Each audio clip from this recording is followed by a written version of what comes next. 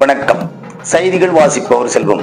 ஓசூரில் டிடிவி தினகரன் அவர்களின் 62ஆம் ஆண்டு பிறந்த நாளை முன்னிட்டு அருள்மிகு ஸ்ரீ முத்துமாரியம்மன் திருக்கோவிலில் சிறப்பு பூஜைகள் செய்து வழிபாடு.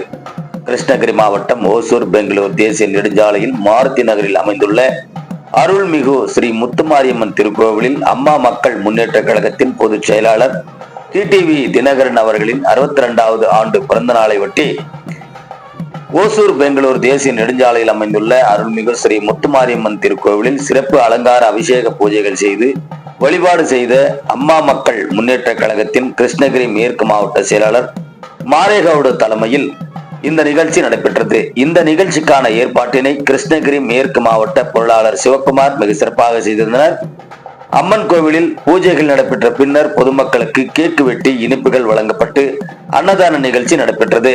இந்த நிகழ்ச்சியின் போது வசந்த்குமார், சந்தோஷ், மகேந்திரன், சிங்காரவேலன், 20வது வார்டு வட்ட செயலாளர் குமரேசன், பொருளாளர் முத்தையா, ராமமூர்த்தி, வீரையா, நகர செயலாளர் குமார், இளையராஜா, ஃபரீத் அகமது, வழக்கறிஞர் துரைராஜ், வெள்ளைத்துறை மற்றும் மகளிரணி சேர்ந்த வளர்மதி, மகேந்திரன், திருமதி சாந்தி, தேவி, பிரியா, சாந்தி, வசந்தா, ராமமூர்த்தி, குமரவேல் உள்ளிட்ட அம்மா மக்கள் முன்னேற்ற கட்சியினர் பலரும் கலந்து கொண்டனர் என்பதும் குறிப்பிடத்தக்கது.